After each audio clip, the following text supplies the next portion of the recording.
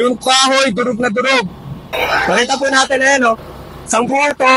Masaganang araw po sa ating lahat. Ako po si Engineer Robert ng RM Metal Works. Ngayong araw, nandito po sa ating harapan yung ating mga makinarya na shredder with wood chipper. Ito po, meron po tayong dalawang klase ng model dito. Ito po yung ating 400 kg capacity. Ito naman po yung ating 800 kg capacity. Naku, napakaganda nung ganitong makinarya natin kasi napakarami mong pwedeng gamitin o napakadami mong pwedeng gilingin dito sa ating aparato. Pwede ka dito magsalang ng mga kahoy. Ayan, pakita po natin yung mga kahoy. Ayan. Na mga dahon, damo, bunot ng nyog, buko, at kung ano-ano pang mga nabubulok na basura sa ating mga farm. Kung kayo po ay may mga farm katulad ng mga kalamanan, prutas, yung mga fruit-bearing trees, mga coconut farm, saktong-sakto ito para sa inyo. Ipapakita ko po yung naging demo ng ating makinarya na to. Simulan po natin dito sa ating shredder with wood chipper na 400 kg per hour. Ang capacity po nito sa kahoy hanggang 2-inch diameter. Isunod po natin yung ating shredder with wood chipper na ang capacity naman po 800 kg per hour at sa kahoy po hanggang 3 inches. Ang laki niyan, 3 inches hanggang braso po. Kaya sulit na sulit yan kung meron po kayong mga fruit-bearing trees farm. Tara po, wag na po natin patagalin. Paandarin po natin. Salangan po natin. Ito, kahoy. Pakita natin. Kahoy. Excavation. Dito po, kaya to hanggang ganito.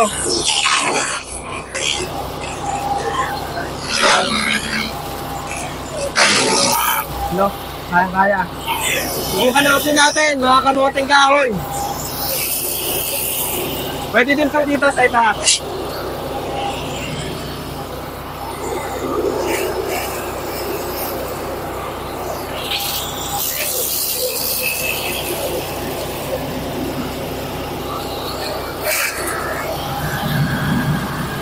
Makita po natin, ang ganda ng pagkakapili niyan, saktong-sakto sa mga organic compost natin. Salangan naman po natin, coco peat.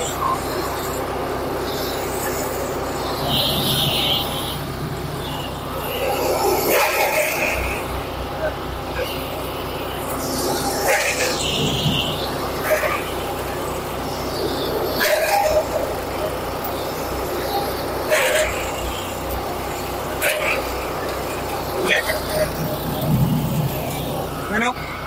Ganda ng coco fiber niyan. Ito naman po yung coco peat. Ano? Separate na yan. Dalawa ang labasan. Sunod naman po natin yung mas malaking unit natin. Pakita natin gano'ng kalakas.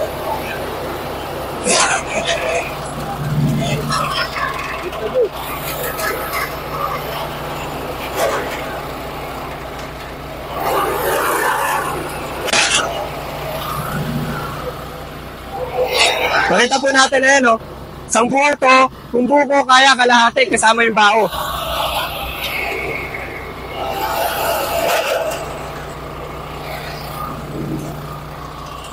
Salangan din po natin ng mga kahoy natin. Ito ang kaya hanggang D3.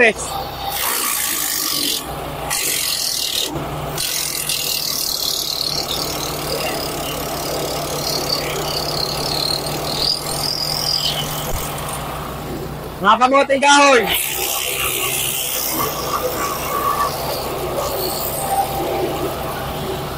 Baling wala, Ay, tulak mo ng tuloy-tuloy, kaya yan.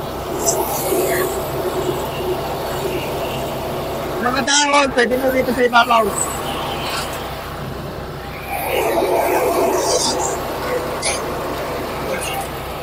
Ano?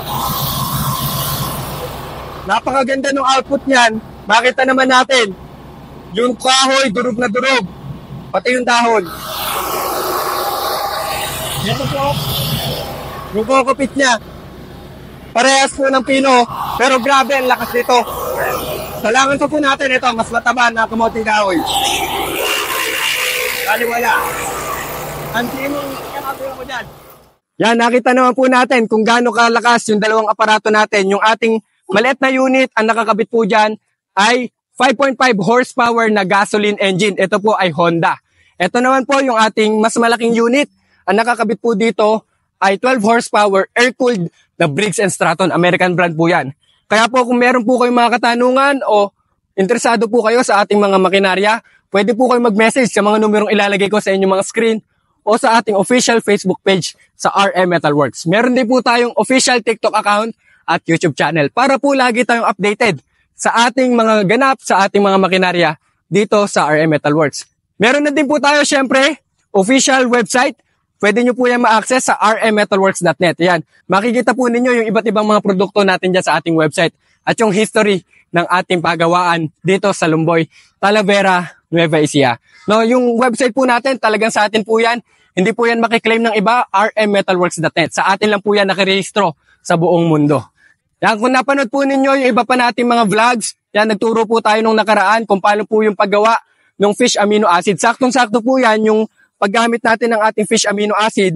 Yung mga ganitong basura po na nabubulok, na nagiling na po natin, pwede po natin yan diligan ng ating mga fish amino acid para sa ganun po mas bumilis pa yung composting time natin. Mas bumilis po yung ating pagbulok sa ating mga organic fertilizer. Saktong-sakto din po yan kung meron po kayong mga vermicomposting. Yan, muli po, ako po si Engineer Robert ng RM Metalworks. Magkita-kita pa po tayo sa susunod nating mga vlogs at maraming salamat po.